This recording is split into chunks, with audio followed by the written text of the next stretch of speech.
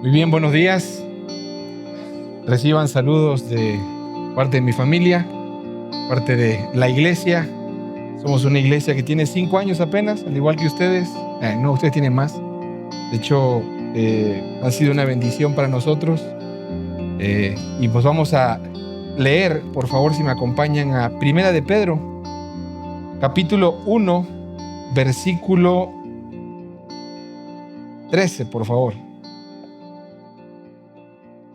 En lo que llegas ahí, checando un poco acerca de lo que es la carta, Pedro les está escribiendo a un grupo de personas que están viviendo un tiempo de persecución, de oposición al ser cristianos.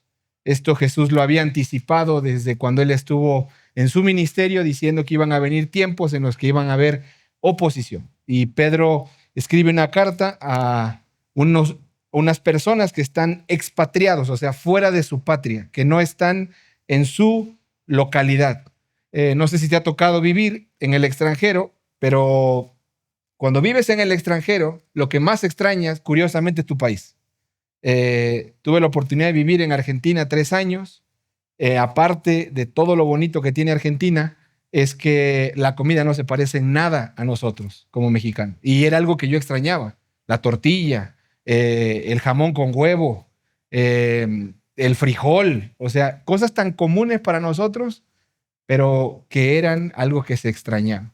Ahora, yo no viví oposición cuando estuve en Argentina, ¿no? O sea, pero imagino a estos creyentes que fueron la primera audiencia que recibió esta carta, que vivían en una vida de oposición, o sea, en el cual las personas se oponían directamente a ellos por ser cristianos. Aquí todavía no se había derribado el templo, todavía la persecución de Nerón no estaba. Entonces no estaban en una situación de persecución, pero sí en una de oposición. Esto nos va a ayudar que cuando leemos la carta desde el capítulo 1, del versículo 1 hasta el versículo 12, hay algo que te resuena mucho y es la vida de un hijo. Porque un hijo recibe una herencia que es incorruptible, inmarcesible. Bueno, no sé qué versión uses tú, pero yo uso la NBLA y te dice que es una herencia realmente que tenemos nosotros en los cielos. Tenemos una esperanza viva en esta herencia, ¿no? Entonces te está hablando acerca de que nosotros como hijos de Dios tenemos un Padre que nos ha heredado algo. Entonces, en ese contexto, hablando de esa esperanza que teníamos, quisiera como dejarte muy en claro a ti que estás hoy aquí en la iglesia. Si tú y yo hemos nacido de nuevo, hemos pasado por este proceso a una vida que es nueva, porque dice 1 Corintios que todos aquellos que estamos en Cristo Jesús somos nuevas criaturas. Y aquí 1 Pedro nos dice que nacimos a una esperanza viva, pero que nacimos de nuevo. Entonces, si nosotros, y quiero que pienses, si nosotros nacimos de nuevo a una vida nueva, quiere decir que tenemos que vivir en esta vida de una manera distinta, porque es nueva. Ojo, es una manera distinta porque estoy viviendo en un lugar que no es mi patria. Y ojo, tengo un Padre que me está a mí viendo y que me está animando a vivir de manera diferente. Si hablas en un contexto de oposición, pues como que los que son tus allegados o la gente con la que convives, no creo que sean las personas que te digan, bien, sigue predicando el evangelio. No, porque están en oposición contigo. Pero la pregunta para nosotros en esta mañana es, ¿cómo estoy viviendo yo la nueva vida que tengo en Cristo? ¿Cuál es el target que la Biblia a mí me pone para vivir una vida nueva? Pero ojo, en este pasaje se va a repetir 2 veces toda tu manera de vivir. Así que vamos a leer el capítulo 1, versículo 13 hasta el 21, para ver cómo es vivir una vida a la manera de Dios. Por tanto, preparen su entendimiento para la acción. Sean sobrios en espíritu. Pongan su esperanza completamente en la gracia que se les traerá en la revelación de Jesucristo. Como hijos obedientes, no se conformen a los deseos que antes tenían en su ignorancia, sino que como aquel que los llamó es santo, así también sean ustedes santos en toda su manera de vivir. Porque escrito está, sean santos porque yo soy santo. Y si invocan como Padre a aquel que imparcialmente juzga según la obra de cada uno, condúzcanse en temor durante el tiempo de su peregrinación. Ustedes saben que no fueron redimidos de su manera de vivir heredada de sus padres con cosas perecederas como oro o plata, sino que con la sangre preciosa, como de un cordero sin tacha y sin mancha, la sangre de Cristo. Porque Él estaba preparado desde antes de la fundación del mundo, pero se ha manifestado en los últimos tiempos por amor a ustedes. Por medio de Él son creyentes en Dios, que lo resucitó de entre los muertos y le dio gloria, de manera que la fe y esperanza de ustedes sean en Dios. Vamos a orar. Amado Padre, vivir a tu manera, Padre, es algo muy diferente de vivir a la manera nuestra. Ayúdanos, Cristo Jesús, a verte en medio de esta predicación, Señor. Tú fuiste el Hijo obediente que vivió a la manera del Padre. Tú viviste, Señor, esta vida en esta tierra de una manera totalmente distinta. Gracias, Padre, porque nos modelaste eso, pero ayúdanos a entender, Señor, cómo podemos hacer para vivir de esa misma manera que tú viviste, Señor. En el nombre de Jesús. Amén. Pablo está escribiendo una carta con el propósito de darles un mensaje de esperanza y de ánimo a estos destinatarios que estaban experimentando un tiempo de sufrimiento intenso. Pero esta esperanza a la que son animados no es una esperanza como cualquier otra, es una esperanza viva porque está puesta en el Jesús vivo. Nosotros sabemos que en el contexto de estos receptores, ellos tenían la capacidad de llamarle Padre a Dios y llamarse hijos de Dios. Esto a mí me trae algo que es una identidad. Recordemos algo muy básico. En el Antiguo Testamento, las personas casi no le llamaban Padre a Dios.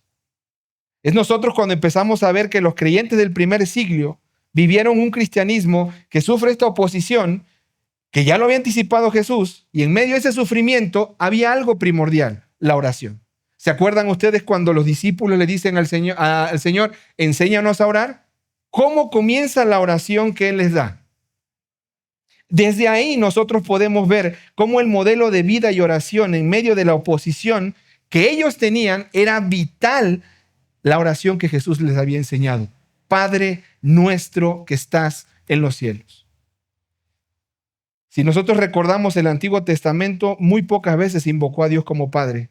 Salmo 89, 26, Jeremías 3, 19, Malaquías 1, 6. Pero en el Nuevo Testamento, Jesús nos enseña a orar íntimamente al Padre. No solamente Jesús, sino que también Pablo, cuando escribe en Romanos 8:15 y Gálatas 4:16, dice que nosotros clamamos Abba, Padre. Y ahora Pedro les escribe a estos destinatarios, a estos cristianos, que vivieran de la vida, que vivieran a la manera de Dios, diciéndole a Él, Padre, y siendo hijos que habían heredado de su Padre la vida eterna. ¿Sí te das cuenta lo que Pedro está haciendo?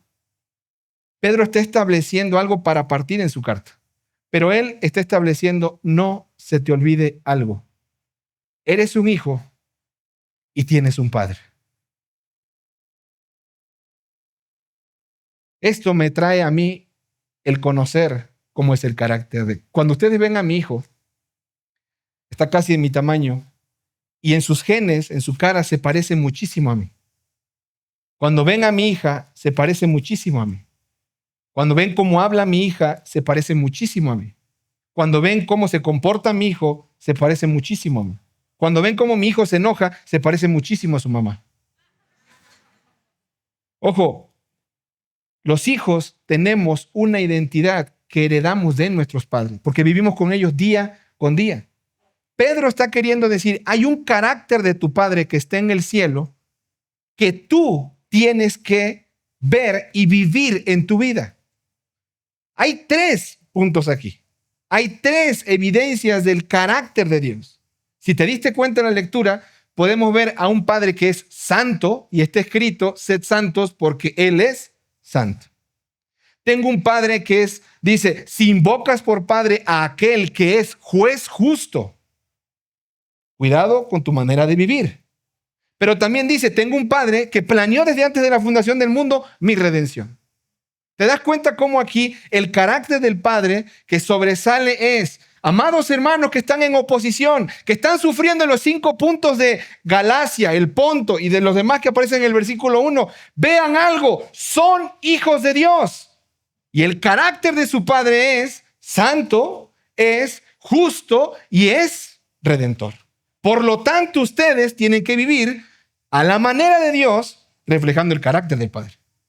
Eso no fue lo que dice en el Sermón del Monte: así alumbrarán vuestras buenas obras cuando les vean, dice el Señor. Porque cuando les vean van a dar gloria a su Padre que está en el cielo, sabiendo que las obras que ustedes hacen son las de su Padre en ustedes. ¿Se dan cuenta cómo Pedro quiere que veamos juntos el atributo de Dios y en consecuencia veamos nuestra identidad? Así que vamos a ver algunas demandas que aparecen del Evangelio en esta porción, de cómo debemos de vivir mientras vivamos en esta tierra. ¿Quién te enseñó a ti a ser padre? Nadie. ¿Cómo aprendiste? ¿Te enseñó la vida? El Señor mismo dijo: ¿quién de ustedes que cuando su hijo llora les da en lugar de un pan una piedra? Y en lugar de un pescado, creo que dice así, ya se me enredó ahorita, no estaba en mi texto, pero les da una serpiente.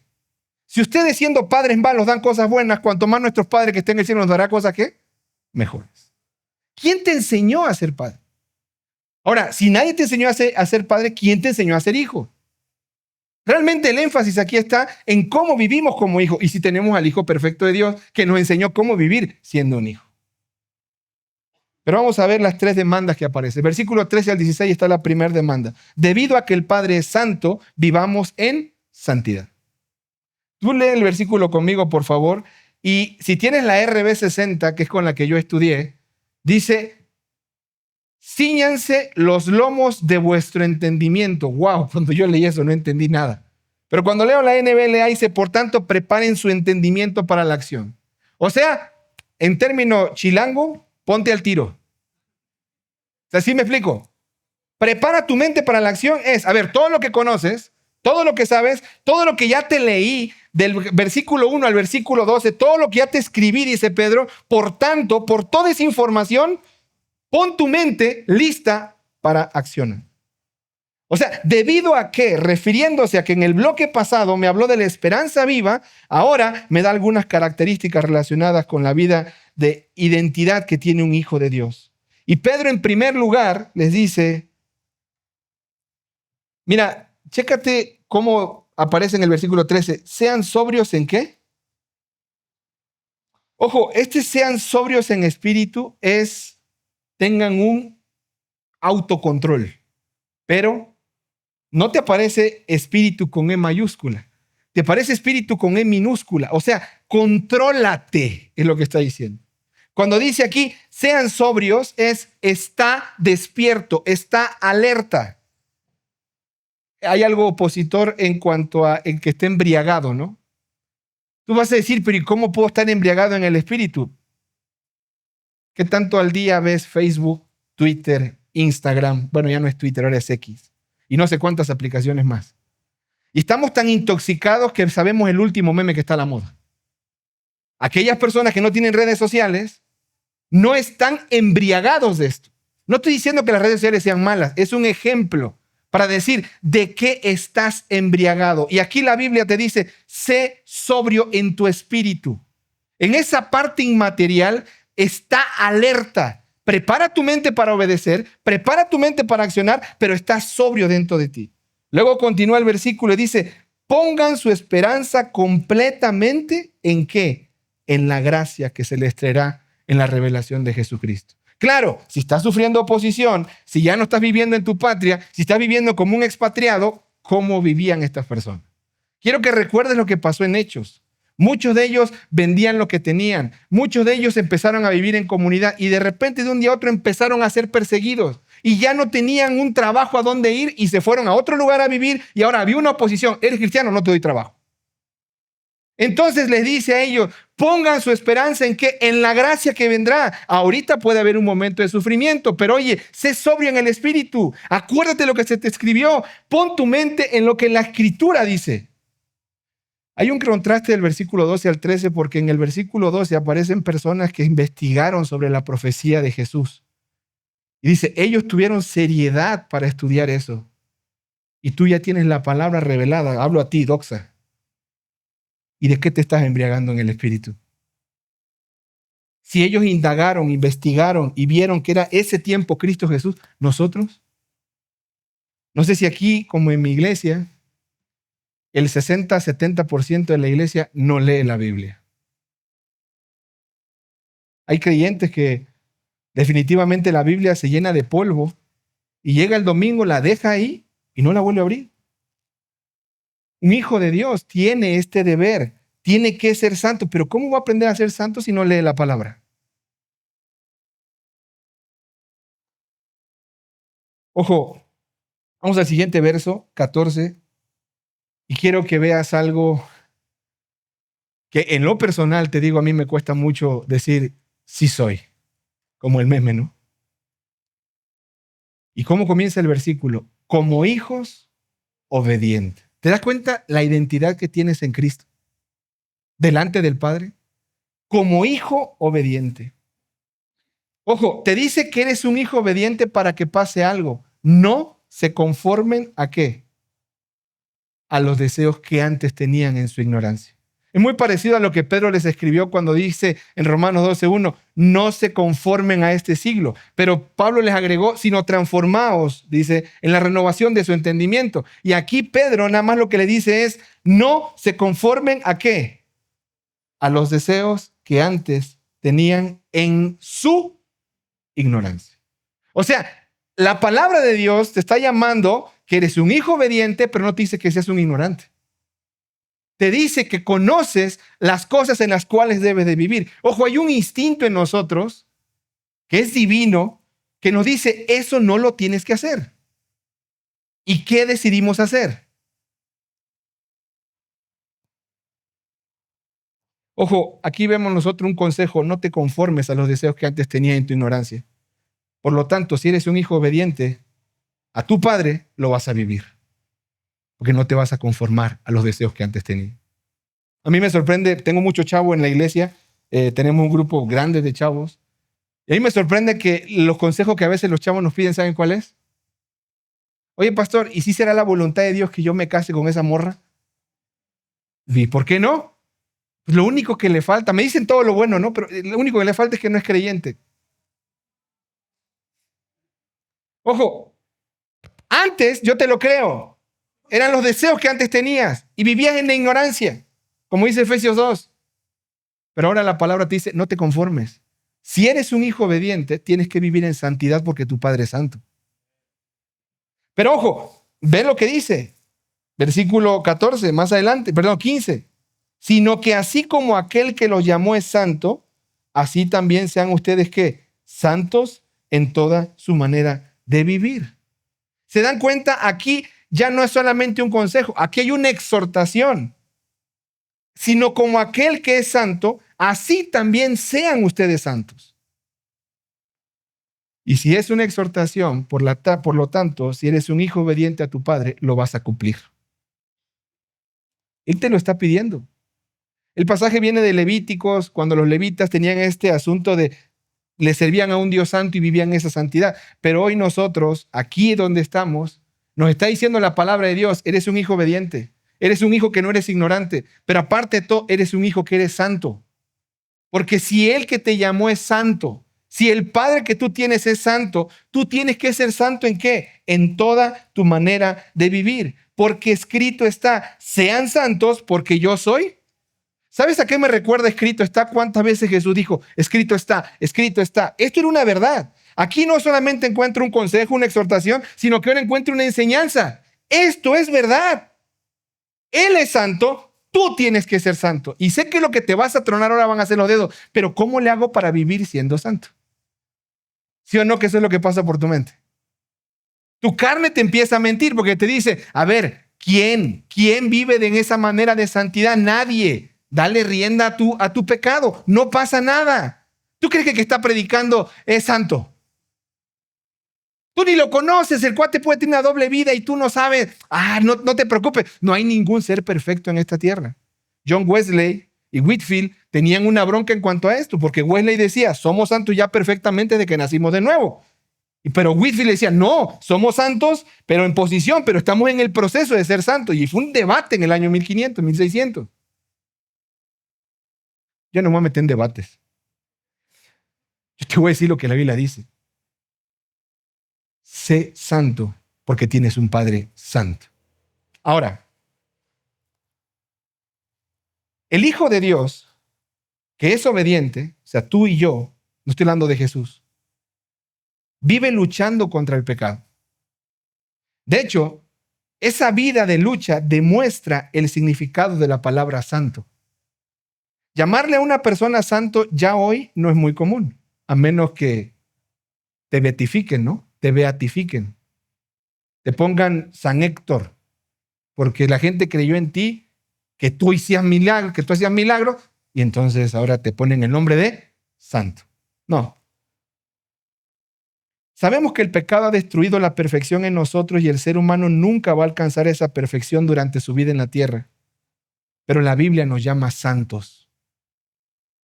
Es decir, somos hechos santos por medio de la obra de Jesús. Mira lo que dice Hechos 20:32, por favor.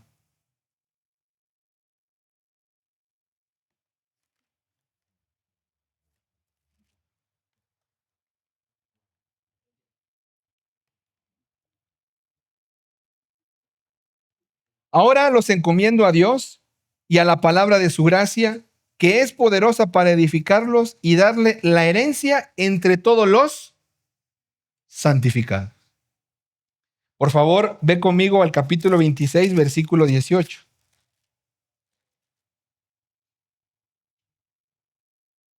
Para que les abras sus ojos a fin de que se conviertan de las tinieblas a la luz y del dominio de Satanás a Dios, para que reciban por la fe en mí el perdón de pecados y herencia entre los que han sido santificados. Y ojo, puedo continuar con 1 Corintios 6:11, Hebreos 10:10, y quiero que veas cómo nos llama la Biblia. Hemos sido, ¿qué? Santificados. O sea, ya somos santos. Voltea a ver al que tienes al lado de ti y dile, eres santo. Y es por gracia, ¿eh? Pero ojo, el hecho de que yo sea hecho santo por medio de la obra de Cristo también me lleva a ver que recibí un llamado de Dios a vivir una vida santa. El pasaje más conocido es 1 Tesalonicenses 4, donde dice, la voluntad de Dios es tu santificación, que te apartes de ¿qué? De fornicación y que sepas tener tu propia esposa en santidad. Ya la hice, Héctor, porque yo no soy casado. Otras versiones hablan que sepa tener su propio cuerpo en santidad y honor. Entonces, somos santificados, pero con un llamado a ser santos. Esto es algo que en la palabra aparece. Pasajes como Efesios 4:22, Colosenses 3:9, 1 Tesalonicenses 5, te lo dicen. Somos hijos de Dios santificados, pero que vivimos una vida llamadas a ser santos. ¿Te queda claro eso? La santidad que tenemos en Cristo es nuestra posición, sí, pero la santidad a la que somos llamados es nuestra práctica, nuestra profesión. Y la santificación que el Espíritu Santo está haciendo en nosotros es nuestro proceso. Familia, tú y yo estamos en un proceso de ser transformados y cambiar el afecto en nuestro corazón por la vida antigua que teníamos a la vida de santidad. Es el reflejo de un hijo de Dios. Aquel hijo de Dios que es obediente, vas a hablar con él y cada vez va a anhelar más ser santo como su Padre es santo. Un libro que se llama Una vía centrada en el Evangelio trae un diagrama muy sencillo en el que pone un punto de conversión y hace una abertura y dice, entre más conozco que Dios es santo, más pecador me siento, pero lo que me conecta de mi pecado a la santidad de Dios es el Evangelio que me dice que soy santo, pero tengo un llamado a seguir siendo santo en esta tierra. Familia, Todo esto es orgánico mientras estemos en esta tierra, porque vivimos en un proceso de santificación progresiva. Y esta es la obra maravillosa que el Espíritu está haciendo en tu vida por medio de la gracia. Dave Harvey en su libro Cuando dos pecadores dicen acepto, dice lo siguiente: la misma gracia que te tomó de la mano y te llevó al altar de la salvación es la misma gracia que no te ha soltado y te está llevando al altar de la glorificación. Y vas a ser igual a Cristo, porque Él lo ha prometido. ¿Te das cuenta cómo una parte del carácter de nuestro Padre es ser santo, pero yo tengo el llamado a vivir en una vida de santidad? Pero no solamente eso, mira, ahora vamos al siguiente, en el versículo 14 de Primera de Pedro 1, por favor. Perdón, versículo 17. Seguimos en el tema de decirle a nuestro Padre. ¿Lo tienes conmigo? Dice la palabra: y si invocan como Padre a aquel que imparcialmente juzga según la obra de cada ¿qué? Oye, papás, no sé si a ti te han hecho esta pregunta, a mí sí me la ha hecho y me la ha hecho mi hijo. Tengo un hijo de 13 y una hija de 15. Y mi hijo me dijo: ya papá, dime la verdad, ¿a cuál de los dos amas más? ¿Nunca te han hecho esa pregunta? Y yo así de... Y de repente mi hija me dice: es que tú amas más a Matías. Yo, ¿pero por qué? Que no lo castigas como a mí. Ojo, somos padres malos y damos cosas buenas, pero tenemos un Padre bueno, que Él es imparcial. Y ojo, aquí te lo dice: si invocas por Padre a aquel que es juez y que va a juzgar ¿qué? Según la obra de cada ¿qué? ¡Wow! Esto, te prometo, es un dilema en mi mente. Estoy contrariado porque se supone que ya fui liberado de todo ese juicio, pero yo voy a llegar a dar cuentas a Dios un día, no para mi salvación, sino lo que hice siendo salvo. Y eso parece que a la iglesia se nos está olvidando. Y entonces Pedro les dice: ustedes que están viviendo en oposición, date cuenta cómo te conduces. Condúcete en un temor reverente, añade la Nueva Versión Internacional. Me gusta cómo pone el adjetivo calificativo reverente. ¿Por qué? Porque la relación del Hijo de Dios con su Padre no es una relación de miedo. No te dice: tenle miedo a Dios. Te dice: vive delante de Él de una manera ¿qué? Reverente, con un respeto. Oye, hoy en día, ¿cómo los hijos nos hablan a los padres? Mi hijo me dice vato. Mi hijo me dice varias palabras, ningún insulto, ¿eh? Pero yo me acuerdo cómo nosotros teníamos que hablarle a nuestros padres.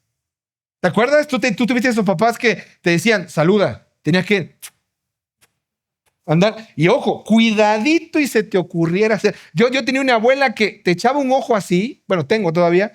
Tú sabías cómo tenías que comportarte. Si estabas subiendo, brincando nada más, ya sabías. Si bajaba la cabeza: bueno, comadre, nos vemos, hasta luego, ya me va a pegar ahorita llegando a la casa. No estoy hablando acerca de esos padres, sino estoy hablando, si tú te atreves a invocar por padre y hasta le dices, no tengo nada en contra de eso, porque hoy en día esto también es un problema. Algunos dicen: respeta el púlpito, respeta a Dios y trátalo con el honor y la reverencia, y entonces no se atreven a decirle, como le dicen algunos otros, papito. Un cristiano en la iglesia un día me dijo: oye, pastor, es que no me gusta cómo ora el que dirige la alabanza porque le dice papá a Dios. Pablo lo dijo, pero bueno, no me voy a meter en ese debate. El punto es, ¿cómo nos conducimos delante de nuestro Padre? Si te atreves a llamarle Padre, ojo, es un santo, pero porque es santo, es justo. Y Él juzga con imparcialidad la obra de cada uno. Primera de Corintios dice que llegaremos a ese tribunal y rendiremos cuenta de lo que hayamos hecho en el cuerpo mientras estábamos en esta tierra. No te voy a meter en miedos, no soy dispensacionalista, no soy ninguna de estas cosas, pero una verdad es esta: vamos a rendir cuentas y cómo nos estamos conduciendo.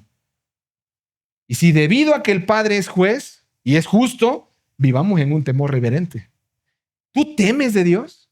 Ojo, Martín Lutero tenía una frase que le decía coram Deo.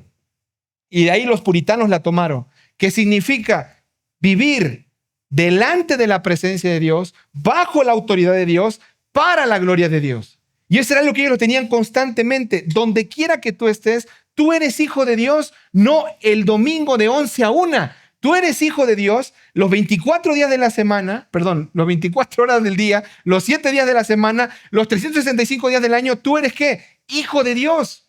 Y aquí te está diciendo, tú invocas por Padre a Dios, fíjate cómo estás viviendo.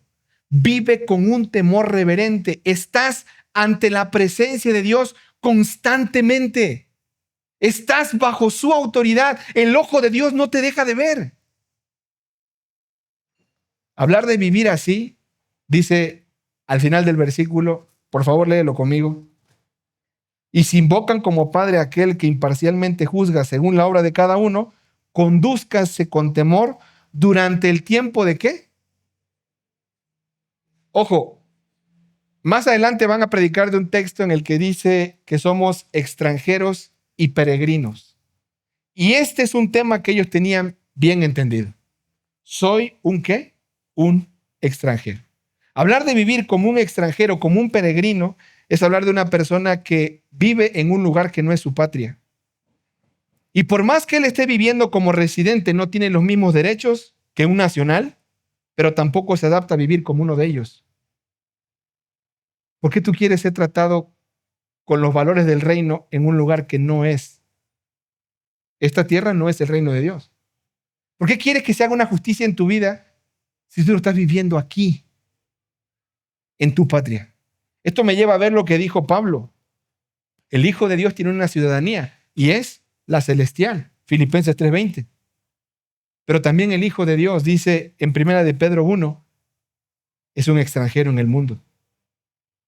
Y durante el tiempo que Dios quiera concederle aquí, tiene que vivir como un extranjero. ¿Pero cómo debe vivir un extranjero? Con un temor reverente. ¿A quién? A su Padre.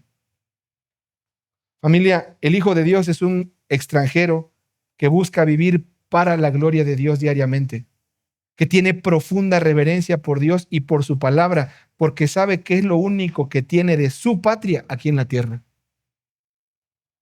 El Hijo de Dios que vive como un extranjero debe de vivir siempre consciente de que está siempre en la presencia de su Padre y que Él a la vez es su juez.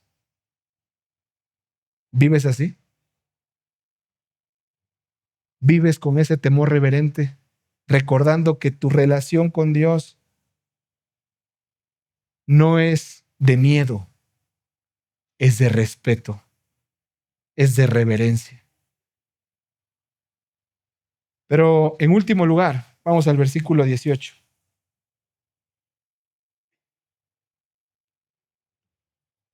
Aquí tú me puedes decir, Héctor, es que está bien chido lo que estás diciendo de que Él es santo, de que Él es juez. O sea, Héctor, la neta sí te la volaste con eso. O sea, la Biblia lo dice y... Pero te voy a ser sincero, Héctor. No puedo vivir así. Me cuesta ser santo y me cuesta vivir en ese temor reverente. Y ojo, este último punto lo voy a conectar al Evangelio de la siguiente forma.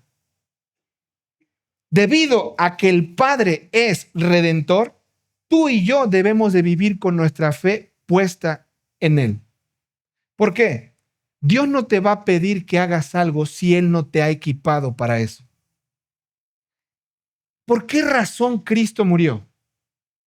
¿Alguien me puede decir? Por nuestros pecados. ¿Pero para qué murió? ¿Para qué?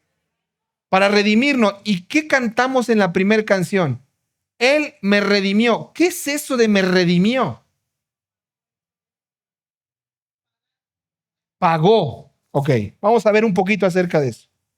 Ustedes saben que no fueron redimidos de su vana manera de vivir heredada de sus padres con metales o con cosas perecederas como oro o plata, sino con sangre preciosa, como de un cordero sin tacha y sin mancha, la sangre de Cristo. Vamos a hablar un poco de la obra de redención. En el Antiguo Testamento, Dios redimió a su pueblo del yugo de esclavitud de Egipto. ¿Te acuerdas? ¿Cómo lo hizo? ¿Pagó algo? Ahí no pagó nada. Simplemente ahí envió 10 plagas y el pueblo fue liberado, fue redimido. Pero esta gente que vivió ahí sacrificó un cordero, ¿te acuerdas? El día 14 de Nisan puso sangre simbolizando esto, y cuando pasaba el ángel de la muerte no iba a pasar por esa casa. Y eso era algo que ellos celebraban en el ambiente de la Pascua cada año. La Pascua significa libertad. Cuando Dios pasó por encima de esas casas, no los mató a ellos, pero las casas donde esté, mató al que estaba ahí, al primogénito. Bueno, en el Nuevo Testamento, este foco ilumina hacia Cristo, porque Cristo nos redimió, familia, de la maldición de la ley, haciéndose maldito por nosotros. Gálatas 3:13. Pero Pablo dice que Cristo Jesús se entregó por nosotros para redimirnos de toda maldad y asimismo purificar para Él un pueblo que sea su propiedad y que sea celoso de buenas obras. Tito capítulo 2, versículo 14.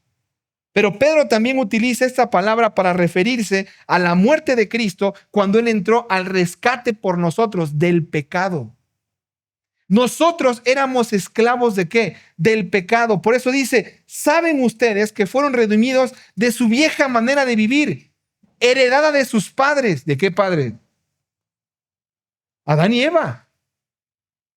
Los primeros padres que pecaron y pasaron el pecado a nosotros nos encontramos en una situación. Éramos esclavos ¿de qué? Del pecado. Pero también éramos esclavos de la ley, no la podíamos cumplir. Entonces aquí nosotros vemos que la obra de redención es que el Señor Jesús fue el pago por nuestra redención. Y ojo, cuando dice la sangre preciosa, habla de su vida. El pueblo judío que fue liberado de esa esclavitud, cuando cada familia tomó un cordero sin defecto, lo mató al caer la tarde del día, ese día 14, puso la sangre en los dos postes y, como dice Éxodo 12:11, comieron la Pascua y ninguno de esa casa murió. Los escritores de este Nuevo Testamento enseñan que Cristo es ese Cordero de la Pascua. Juan el Bautista, cuando lo vio, dijo, miren, he aquí el Cordero de Dios que quita el pecado del mundo. Nuestro Cordero no hizo que pasara por encima. Nuestro Cordero quitó el pecado del mundo. Pero también Pablo comenta que nuestra redención ha sido lograda por medio de Cristo Jesús porque Dios lo presentó como propiciación por nuestros pecados.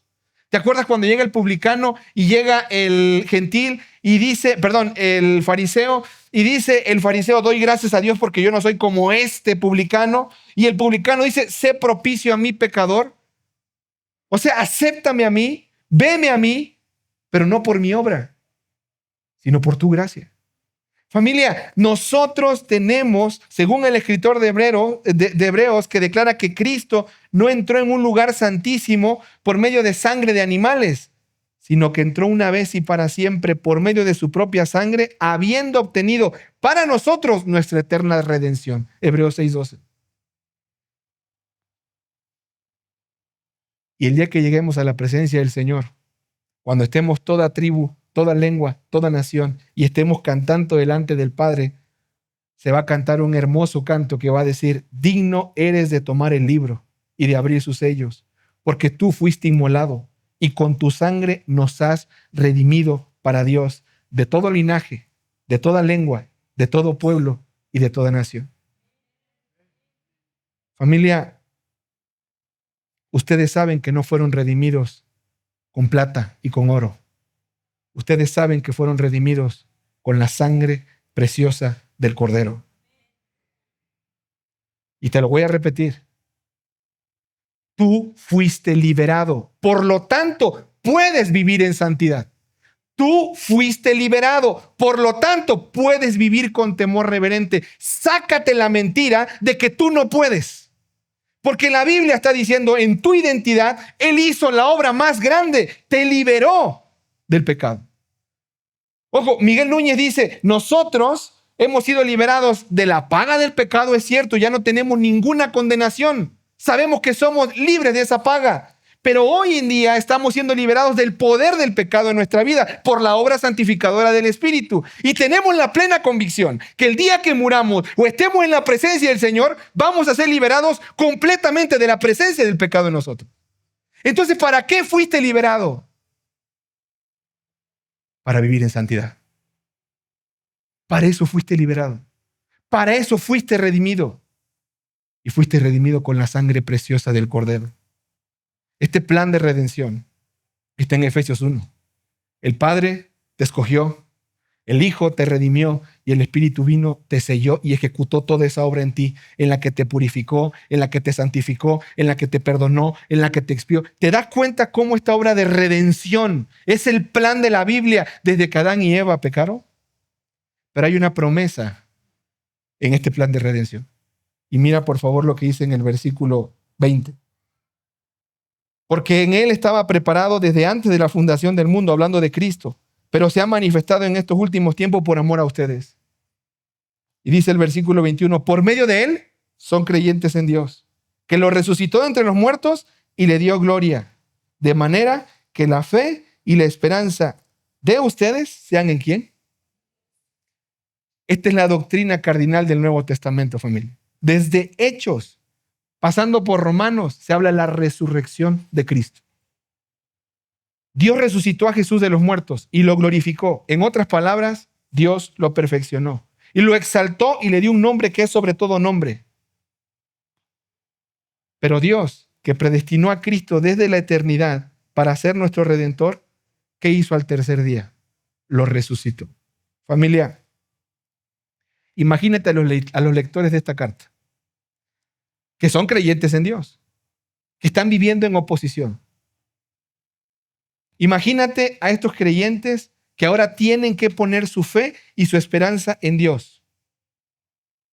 ¿Sería fácil? No es fácil, pero es un gozo. ¿Sabes por qué? Porque si el Padre resucitó a su Hijo Jesús, ha prometido que asimismo nos va a resucitar a nosotros con Él.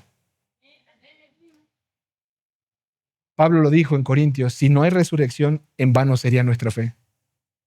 La gloria que Jesús tiene ahora, familia, será nuestra gloria en el momento de nuestra resurrección. ¿Estás sufriendo oposición? ¿En tu trabajo hay alguien que se opone a ti porque eres cristiano? ¿En la escuela de tus hijos hay alguien que se opone a ti porque eres cristiano y piensas diferente al aborto, al sexo y todas estas cosas? No te preocupes. Va a llegar un día en el que nosotros vamos a ser resucitados. Y esa verdad me sostiene defendiendo la vida de hijo de Dios en esta tierra. Familia, un repaso. Porque tengo un Padre santo, debo de vivir en santidad. Porque tengo un Padre que es juez justo, debo vivir con temor. Pero porque tengo un Padre que me ha redimido, que me ha redimido, tengo que poner mi esperanza en Él. ¿Para qué te liberó el Señor? ¿Tú te acuerdas cuando un terrorista, aquellos de tiempo de Pablo Escobar, tomaban a alguien secuestrado? ¿Qué pedían? Pedían un rescate, pedían dinero. Bueno, el Nuevo Testamento habla acerca de un rescate. Y justamente Mateo 20:28 dice, el Hijo del Hombre no vino para ser servido, sino para servir y para dar su vida en rescate por muchos. Por ti y por mí se pagó un rescate. Y como Pablo escribe, porque hay un solo Dios y un solo mediador entre Dios y los hombres, Jesucristo hombre, el cual se dio a sí mismo en rescate por todos, de lo cual se dio testimonio a su debido tiempo. Primera de Timoteo 2, 5 al 6. Familia, nuestro rescate fue Cristo y el precio fue su preciosa sangre. Y como lo dijo Pablo, fuimos comprados por precio de sangre. ¿Te das cuenta que no saliste barato? ¿Te das cuenta que tú tienes un valor, pero tu valor está en el Padre que tienes, en la obra que hizo su Hijo y en la obra que el Espíritu Santo trajo a tu vida? Si estás metido en depresión, si estás metido en alguna enfermedad mental, que Dios te acompañe en eso, pero quiero recordarte a ti, hay una gran verdad. Tu valor está en que eres hijo de Dios y en que el Padre te liberó y pagó por ti un gran precio, precio de sangre. El énfasis aquí recae en esto. Hemos sido liberados y en el efecto que tiene. Puedo vivir en santidad. Su pueblo ha sido liberado de la maldición de la ley.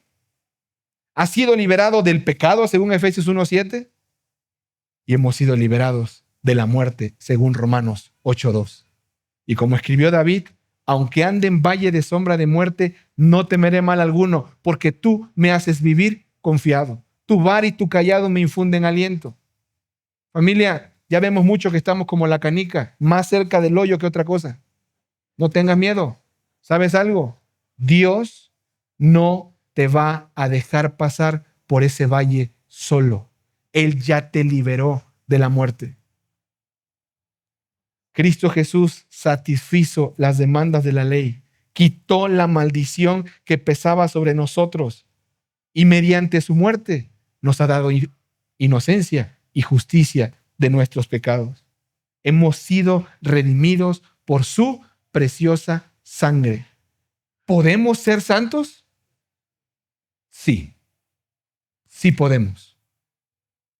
¿Sabes por qué? Porque Él me liberó para eso.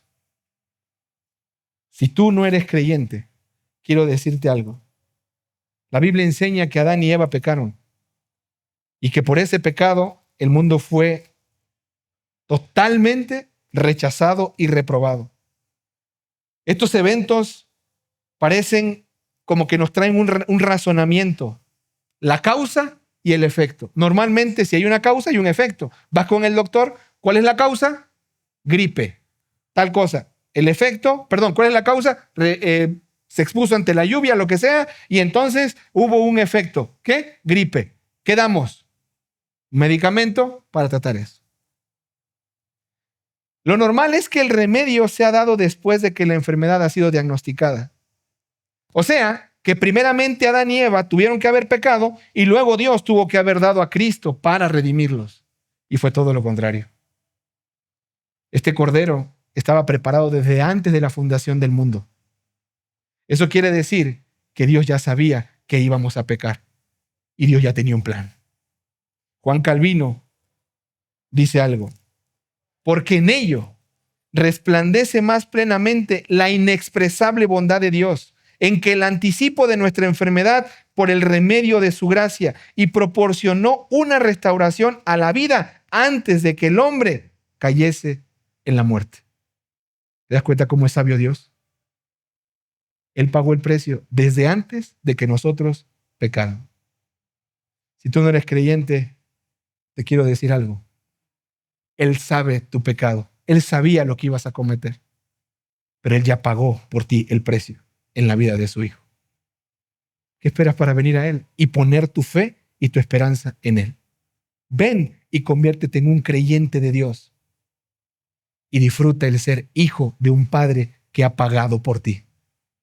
Y ven a Él para ser liberado del poder del pecado y vivir en santidad. Te digo algo, tu familia no va a cambiar si no es por el poder redentor del Señor. Si nuestras leyes, si nuestras formas cambiaran el corazón de nuestros hijos, si los golpes, si los regaños cambiaran el corazón de ellos, si nuestras acciones, nuestras medidas cambiaran el corazón de nuestro cónyuge, si nuestra forma de vivir cambiara la situación de la sociedad, oye, entonces Cristo no hubiera muerto. Si Cristo murió, fue para pagar y para redimirnos del poder del pecado. Lo único que nos puede llevar a vivir en santidad en un mundo que no busca la santidad es el poder redentor que vive en nosotros. Si tú eres creyente, quiero decirte que Cristo nos ha redimido a una nueva vida y nuestra manera de vivir implica apartarnos de la antigua vida. Hay demandas claras en estos pasajes y tenemos que atenderlas. Si bien somos santos, también somos llamados a vivir en santidad por medio del poder santificador del Espíritu Santo. Pero también somos llamados a vivir en temor reverente, aunque enfrentemos oposición, como extranjeros en este mundo, en tanto que nos vamos a nuestra patria celestial. Y por último, también somos llamados a poner nuestra fe y nuestra esperanza en Dios, que ha prometido que después de la resurrección, nuestra santidad y redención serán completas, y ahí terminará de liberarnos de la presencia del cochino pecado en nuestra vida.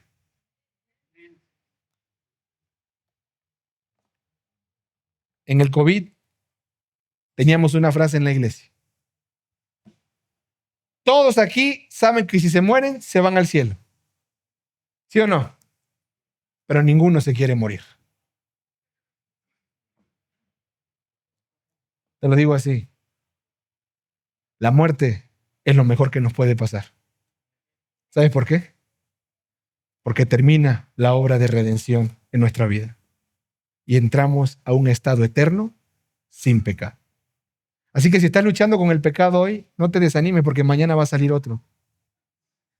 Mejor agárrate del Señor y su poder redentor. ¿Sabes por qué? Porque la vida perfecta está en el cielo. No esperes perfección de los demás. Mejor voltea a ver al poder redentor y dile, Señor, gracias por haberme liberado del poder del pecado y ahora puedo vivir en santidad para ti. Amén.